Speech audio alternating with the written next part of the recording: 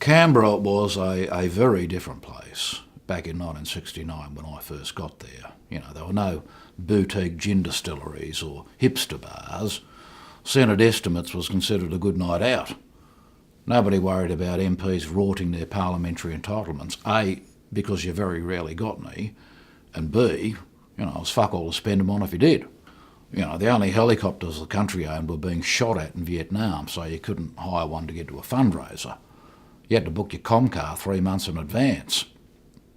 No short-term rental accommodation. I stayed at the Hotel Kurrajong for 9 years. Most of the Labor blokes stayed at the Kurrajong. In fact, Ben Chifley died there. Wouldn't be my choice of venue to breathe my last words, but I suppose Ben was as surprised by the turn of events as anyone else. And you had to sit in the same spot for breakfast every day. I sat opposite Arthur Corwell for 3 years, in much the same way as he sat opposite the Prime Minister of the day for most of his parliamentary career. We had to share bathrooms, Well, it was a much more straightforward proposition back then, choice between men and women. Gender fluidity was something you had to get the Sards Wonder Soap onto. And we had to share offices as well. I shared an office with Lionel Bowen, no relation to Chris, in Old Parliament House. Very, very decent bloke, Lionel. But, of course, no need for a bonking ban. You couldn't really pick up someone from the typing pool and go back and say, "Excuse me, Lionel, I'm going to need the office for the next 8 minutes." Not that there were many women around the place anyway, and you certainly wouldn't be voting yes for many of the men. Practically prehistoric, most of them.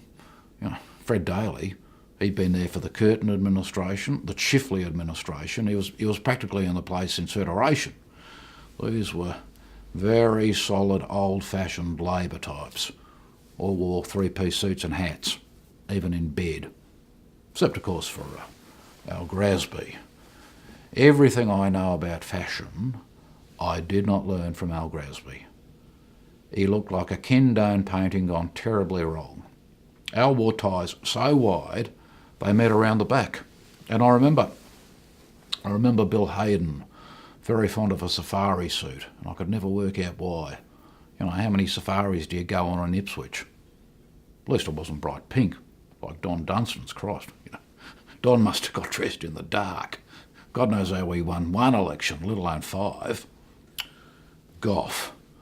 Well, what can you say about the Messiah that hasn't been said already? Apart from the fact that he could recite the Man from Snowy River backwards in Latin, Gough was a true force of nature. He went at it like a bull in Peters of Kensington. Formed a 2-man government with Lance Barnard. Certainly sped up the cabinet process. I say, Lance, do you think we should recognise communist China? Fuck it, Gough, why not? Tick, send out the minutes. They did more in a fortnight than Menzies had managed during the 3 centuries that he ran the shop. There was a slight problem. It's a minor point, but a telling one. Gough didn't have the economic nous to open a piggy bank. You wouldn't trust him with your pocket money.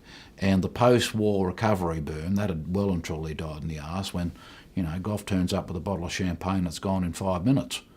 Wages went up 16%, Commonwealth outlays blew out by 24%.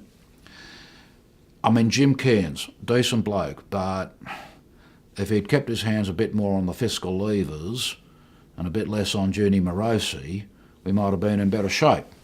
And don't get me wrong, Gough was truly dynamic. He changed this country's history forever. He did everything from scrapping the sales tax on the pill to making Portnoy's complaint available for public consumption. Mutually counterproductive, you might have thought, but he altered our destiny for all time.